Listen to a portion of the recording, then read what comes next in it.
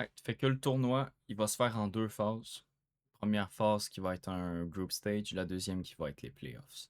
Pas mal toutes les games, sauf pour les tie-breaks, je vais revenir là-dessus plus tard, ça va se faire en 5 plus 2. Fait que c'est en 5 minutes, avec 2 secondes de temps bonus à chaque coup joué. Et pour starter ces games-là, quand on va dans les parties, puis qu'on clique sur le temps, c'est dans More Time Controls. Puis il sera toujours là. Les tie-breaks, ça va être en 3-2. Mais ça, si vous n'avez pas besoin, vous y touchez pas, puis c'est tout le temps en 5-2. Euh, les matchs nuls, on peut offrir des matchs nuls quand on est en game. Mais, tiens, je vais aller le faire, mettons, là. Mais jusqu'à temps que les 40 premiers coups soient pas joués des deux bords, pas de match nul. Fait que s'il y a un match nul qui a été fait parce qu'il a été proposé, mais avant que les deux joueurs aient joué le 40e coup, fait que les blancs puis les noirs, la game, elle compte pas. On la refait. Fait que je l'ai écrit là-dedans, là. Tout va être écrit là-dedans, anyways. Puis je vais le poster. Fait que, oubliez pas ça. Pour reporter les scores, là, genre juste tantôt, j'ai créé un channel qui s'appelle Score. Fait que ça, mettons, quand on est dans le groupe stage, si vous avez fait, mettons, vos deux games contre whoever, mettons, je sais pas moi, Gab, il a fait ses deux games contre Steve. Tu viens écrire là, mettons, que sur les deux games, mettons, Gab en a gagné une, puis il a fait un draw. Puis avec ça, je vais aller ajuster euh, le tableau de groupe stage. Fait que, quand même important de faire ça. D'ailleurs, je vais comme tout garder les games. Puis je vais comme en faire un dossier pour ceux que ça leur tente de les revoir et tout. Puis je vais tout comme les passer à l'analyse.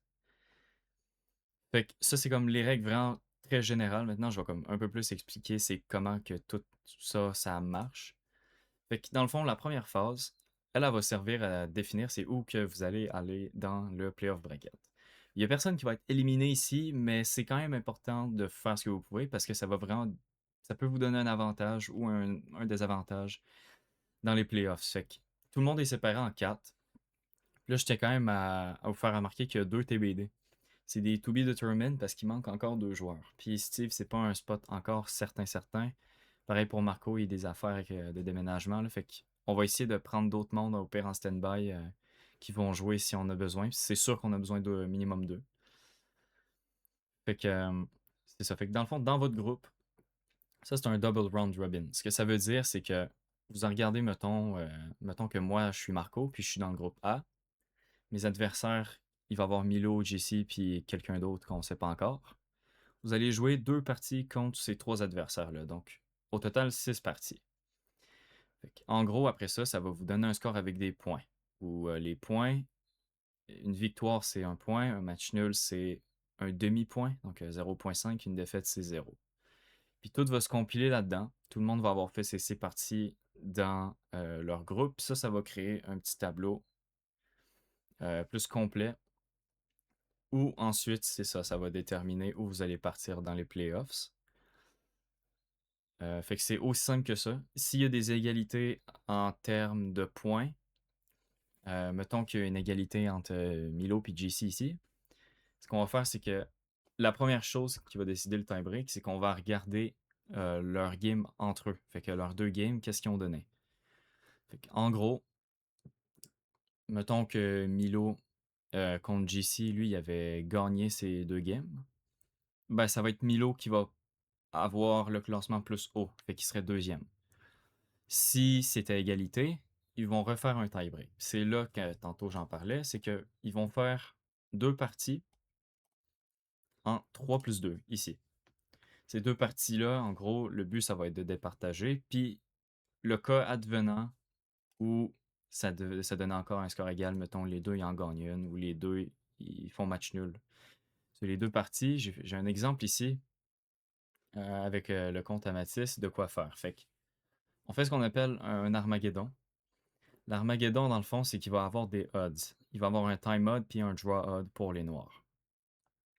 Avant d'expliquer comment ça fonctionne, de la façon que les couleurs sont choisies, vu que ça, c'est une game qui force absolument un tie-break, contrairement aux autres où on joue une fois avec chaque couleur, c'est que ça, euh, un third party, premièrement, les deux joueurs vont y envoyer avec la couleur avec laquelle ils vont vouloir jouer. Si les réponses concordent, il y en a un qui dit blanc, l'autre il dit noir, ça va être ça. Sinon, c'est une loterie, aussi simple que ça. C'est une petite roue ou un coin flip ou peu importe, ben les couilles. Puis la twist avec ça, c'est que ça va être un 5 minutes où il n'y a aucun temps supplémentaire à chaque coup. Mais, comme vous pouvez le voir, les noirs ils vont commencer à 4 minutes. Puis avant de trop expliquer les règles, je vais vous dire comment on fait ça. Juste, on part une game de 5 minutes normale, sans temps bonus. Avec les blancs, on joue un coup. Les noirs, on joue un coup. Les blancs jouent un deuxième coup. Puis à partir du deuxième coup des noirs, c'est là que leur temps il commence à s'écouler. Les noirs, si vous jouez avec les noirs en Armageddon, avant de jouer votre deuxième coup, laissez votre compteur tomber à 4 minutes. C'est comme ça qu'on va faire les odds. Puis pourquoi? Parce que la particularité de l'Armageddon, c'est que vous allez jouer votre game comme ça, mais les blancs, eux, pour gagner leur match, ils sont en must-win. Ils doivent absolument gagner la partie.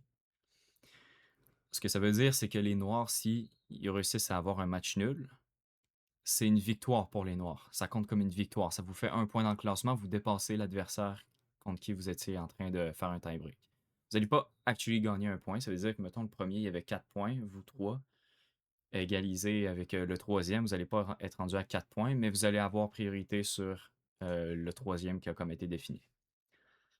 Fait que ça va être un système de tie-break qui va être vraiment partout dans le tournoi. La phase 2, il y a une petite twist, c'est pas exactement pareil, mais je vais revenir là-dessus après aussi. Fait que c'est exactement de même, juste que ça va marcher. On fait nos 6 games, 2 contre chaque adversaire, fait qu'une avec chaque couleur. C'est aussi simple que ça. Ensuite, on va en phase 2. Fait que la phase 2, là, c'est le playoff. C'est là qu'on va commencer petit à petit à éliminer les joueurs pour avoir un gagnant. Comme avant, c'est toujours, sauf pour les tie-breaks, un 5 plus 2. Même crise d'affaires. La même règle de pas de match nul avant les 40 coups, elle s'applique aussi. Ça va être exactement ça. Puis tous les matchs sont en BO2. Euh, fait que ça ressemble un peu au phase 1. Ça veut dire que, mettons, moi je suis deuxième groupe A, puis je joue contre troisième groupe B. On joue 2 games de 5 plus 2. Obligé. Une avec chaque couleur, comme d'habitude. Exactement de la même façon qu'avant. Si ça a été suffisant pour déterminer un joueur qui a le plus de points, il va avancer, puis le perdant, il va dropper en loser bracket. Le tie-break ici, un petit peu différent. Donc, s'il y a une égalité avec les 2 games de 5 plus 2, il y a encore le tie-breaker en 3 plus 2, toujours avec l'incrément de 2 secondes. La petite différence, c'est que si celui-là, il y a égalité aussi, les 2 games de 3 plus 2, on refait un set de 2 games de 3 plus 2, un autre, un vrai dernier. Si celui-là aussi est égalité, il y a l'Armageddon qui est exactement comme j'ai présenté avant, puis qui se fait en 5 minutes contre 4 minutes avec les noirs qui ont les draw odds. Simple de même. Puis c'est de même jusqu'à la grande finale. La grande finale est un petit peu différente. Ce qui est différent, c'est que c'est un BO4. Et que c'est pas un BO2. Il y a 4 parties qui sont jouées. Pas forcément. Si, mettons, à la troisième partie, il y a un des joueurs qui a remporté 3 games, on sait que ça sert à rien de jouer l'autre. Pareil, si avec 3 games, c'est 2.5 à 0.5. Tu peux pas revenir à la quatrième game, c'est fini. Mais si c'est 2-0 au début de la troisième partie, tout se joue. Voilà. Le système de tie-break, c'est le même par contre que pour toutes les autres rondes. Fait que c'est un set de 3 plus 2. Si lui a égalité, il y a un dernier set de 3 plus 2. Sinon, ça se joue à l'Armageddon, qui va forcer le gagnant. Fait que c'est littéralement juste ça. Là, c'est ce bout-là, si vous savez déjà utiliser Chesscom, skipper. C'est pas vraiment important, à part que dans le channel Discord 1v1 Chess, ici en haut, il y a un Chess Club. Rejoignez-le, ça va être vraiment plus facile pour retrouver les adversaires. Parce qu'au lieu de chercher dans 1 million d'usernames, juste vous donner vos noms, vous pouvez aller là, puis vous pouvez vous ajouter tout de suite par là, par la liste des membres. Là, à date, il y a Mathis, puis je comprends je crois que c'est Félix, mais je suis pas sûr, en tout cas, whatever. Rejoignez tout ça. Puis si jamais il y a même une seconde édition d'une façon ou d'une autre, ça se peut que, mettons qu'on fait, si c'est un Suisse, qu'on le fasse directement là-dessus. Donc, rejoignez ça anyway. Puis des fois, c'est que s'ajouter en ami, ça rend ça plus facile d'aller faire les match-ups. Puis de façon générale anyway, mettons, vous faites play a friend. Puis mettons là, votre liste, ça va apparaître. Je vais faire un exemple là. Je m'en vais, mettons, faire mes games de phase 1 contre Matisse, hypothétiquement. J'enlève le rated. Enlever le rated, je vous conseille, là. Comme ça va pas messer dans votre classement, là, vos games que vous faites ici. Mettons que vous faites upset, ça va pas niquer votre rating, là, pour ceux qui jouent. Mettez la couleur au hasard, parce que anyway, vous jouez avec les deux couleurs. Dans toutes, sauf l'Armageddon, c'est littéralement tout le temps, vous faites avec les deux couleurs. Donc voilà. Une autre façon, sinon, ça va, mettons, envoyer un challenge sur l'écran à Mathis, ça apparaîtrait ici avec un crochet, mettons, pour accepter la game. L'autre affaire qu'on peut faire dans New Game, c'est Custom Challenge. Ensuite, euh, on set, mettons, nos paramètres, fait qu'on enlève Rated, mettons, on met aléatoire, avec le bon temps. On peut faire Challenge Link. Après ça, on peut l'envoyer, mettons, sur Discord à notre adversaire. Quand ils vont cliquer dessus, là, c'est vous qui va avoir la demande genre de game qui va apparaître ici. Faites le crochet, puis ça part.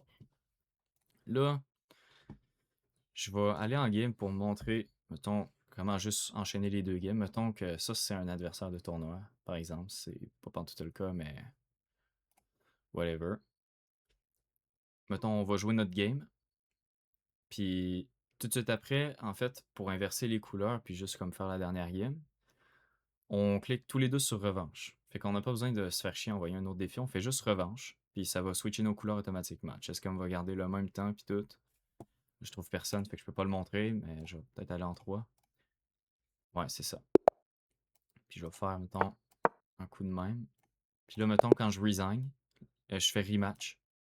Puis là, mettons que lui fait oui. S'il va faire oui, peut-être pas. En tout cas, whatever. Quand on le fait les deux, c'est ça. La game à la repart, puis là, j'ai les blancs. Fait que c'est vraiment simple que ça. Et voilà.